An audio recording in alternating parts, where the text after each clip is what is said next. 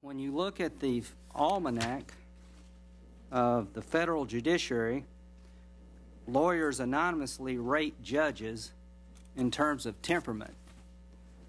And here's what they said about you. She's a terror on the bench.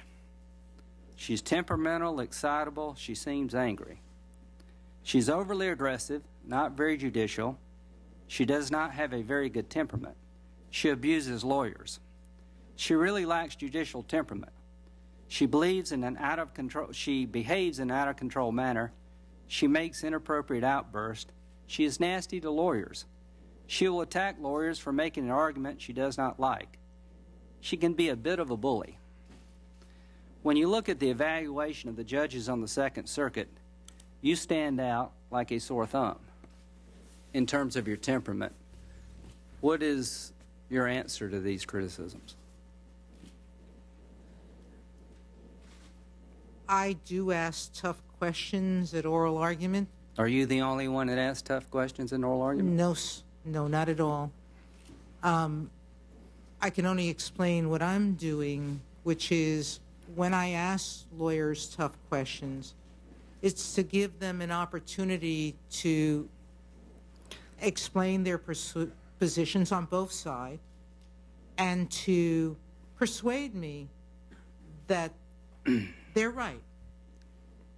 I do know that in the Second Circuit, because we only give litigants 10 minutes of oral argument each, that the processes in the Second Circuit are different than in most other circuits across the country. And that some lawyers do find that our court, which is not just me, but our court generally is described as a hot bench. It's a term of art lawyers use. It means that they're peppered with questions. Lots of lawyers who are unfamiliar with the process in the Second Circuit find that tough bench difficult and challenging. If I may interject, Judge, they find you difficult and challenging more than your colleagues. And the only reason I mention this is that it stands out when you know, there are many positive things about you, and these hearings are designed to talk about the good and the bad. And I never liked appearing before a judge that I thought was a bully. It's hard enough being a lawyer, having your client there to begin with without the judge just beating you up for no good reason. Do you think you have a temperament problem?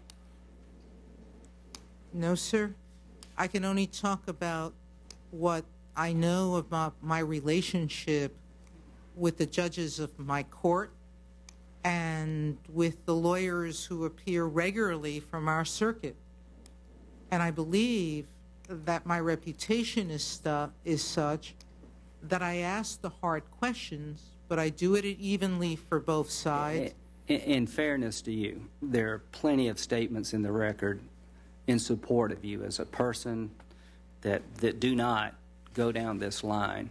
But I would just suggest to you, for what it's worth, Judge, as you go forward here, that these statements about you are striking. They're not about your colleagues. You know, the 10-minute rule applies to everybody.